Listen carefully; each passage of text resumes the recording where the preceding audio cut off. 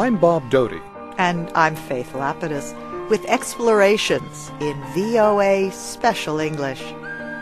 For thousands of years, people have been debating the meaning of happiness and how to find it. From the ancient Greeks and Romans to current-day writers and professors, the debate about happiness continues. What makes someone happy? In what parts of the world are people the happiest? Why even study happiness? Today, we explore these questions and learn about several new books on happiness studies.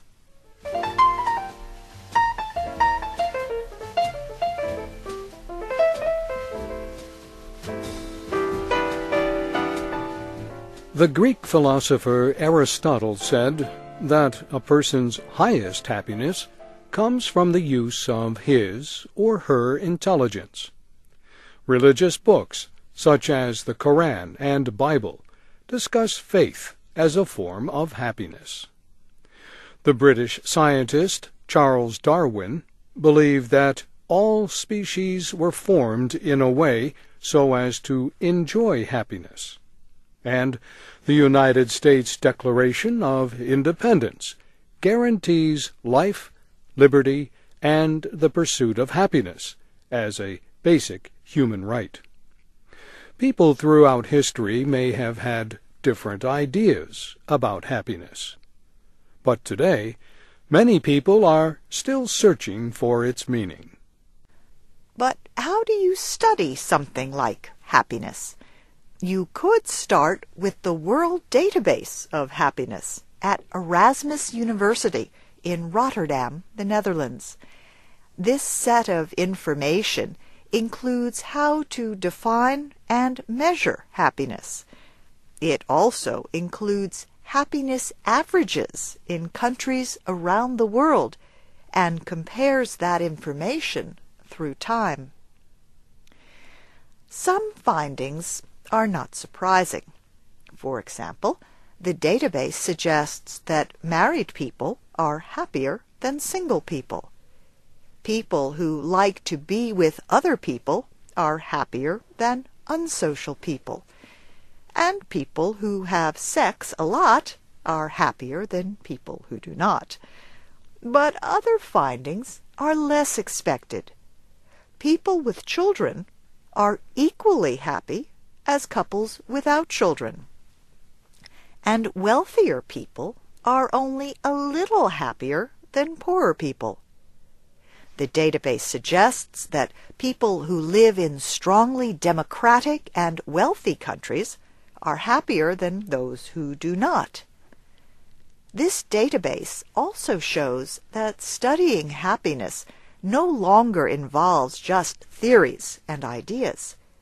Economists, psychiatrists, doctors, and social scientists are finding ways of understanding happiness by examining real sets of information.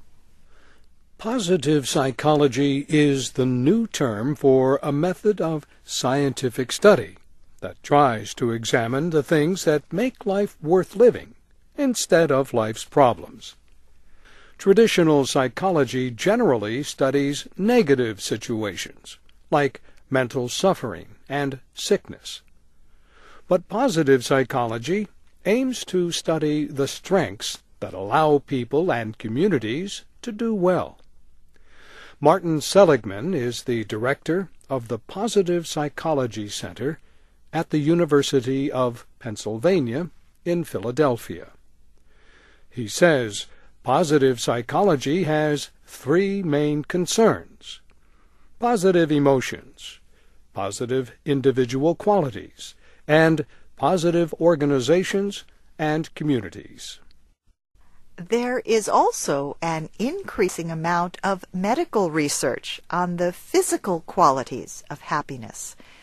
Doctors can now look at happiness at work in a person's brain by using a method called magnetic resonance imaging, or MRI. For example, an MRI can show how one area of a person's brain activates when he or she is shown happy pictures. A different area of the brain becomes active when the person sees pictures of terrible subjects. Doctors are studying brain activity to better understand the physical activity behind human emotions. This research may lead to better understanding of depression and other mental problems.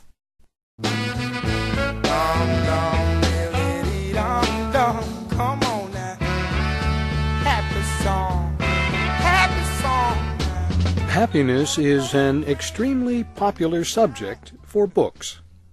If you search for happiness on the website of the online bookseller Amazon.com, you will find more than 200,000 results.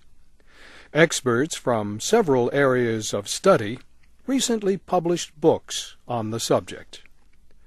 The historian Darren McMahon examines the development of happiness in Happiness, a History. Mr. McMahon looks at 2,000 years of politics and culture in Western countries. He says it is only in recent history that people think of happiness as a natural human right. Darren McMahon explains how the ancient Greeks thought happiness was linked to luck. He says it was not until the Enlightenment period in 18th century Europe that people began to think they had the power to find happiness themselves. He notes that in demanding happiness, people may think something is wrong with them or others if they are not happy.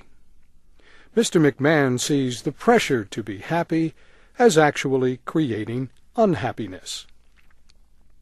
Darren McMahon says his book will not make readers happier, but he says that by comparing your situation with people throughout history, you can have a better understanding of the idea of happiness. The journalist Eric Weiner recently wrote a book called The Geography of Bliss.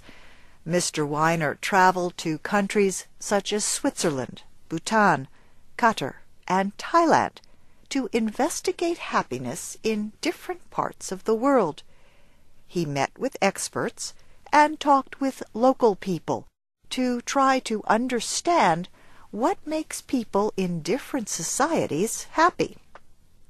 For example, Eric Weiner learned that in Bhutan, the government measures gross domestic happiness as a way to tell whether its citizens are happy. Mr. Weiner also traveled to Moldova, a country he says is one of the least happy countries in the world.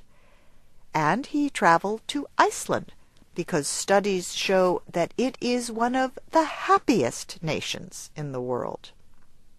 Mr. Weiner at first could not understand why a country with so little sunlight in the winter and so many alcohol drinkers could be so happy.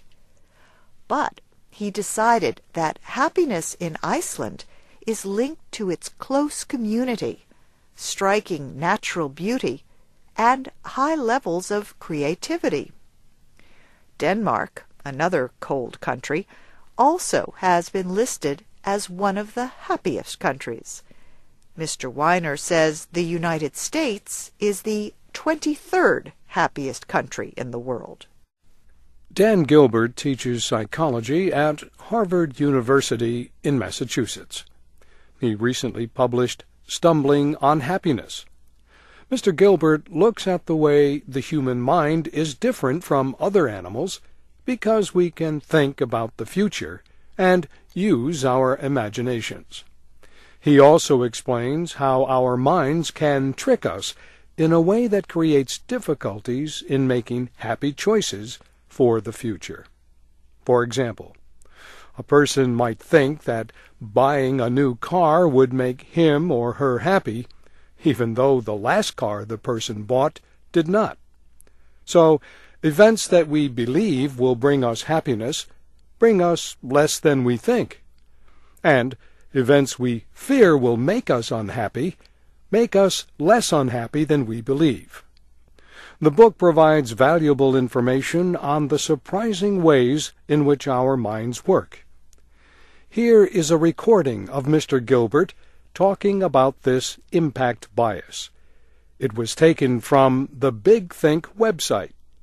Most of the time when people are wrong about how they'll feel about the future, they're wrong in the direction of thinking that things will matter to them more than they really do.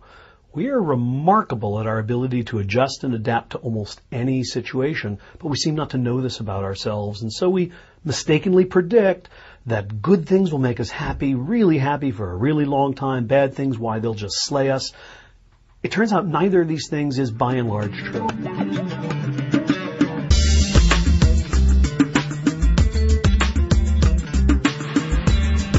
Why is studying happiness important? There are many answers to this question. One has to do with understanding happiness in order to create better public policies. Richard Layard is a British economist and lawmaker who studies this subject. His research is influenced by the 18th century thinker Jeremy Bentham. Mr. Bentham believed that the goal of public policy was to create the greatest happiness for the greatest number. Richard Layard has looked at the relation between happiness and a country's wealth. He questions why people in Western countries are no happier than they were 50 years ago, although they now earn more money. Mr. Layard believes that part of the problem is that economics and public policy tend to measure a country's success by the amount of money it makes. He notes that happiness depends on more than the purchasing power of a person or a nation. Mr. Layard says that public policy should also help people improve the things that lead to happiness, such as job security and health. To help improve public health policies in Britain, Mr. Layard has pressed the British government to spend more money on mental health treatment centers. He argues that by helping people recover from mental illness, the government can make a big step in the effort to increase happiness. Many people have also written songs about happiness. We leave you with this song by the Pointer Sisters about the happiness of being in love.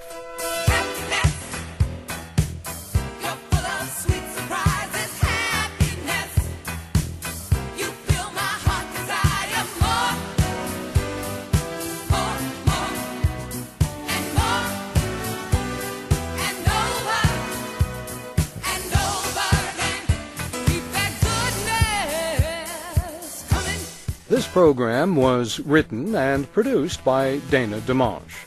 I'm Bob Doty. And I'm Faith Lapidus. You can read and listen to our programs on our website, voaspecialenglish.com. Join us again next week for explorations in VOA Special English.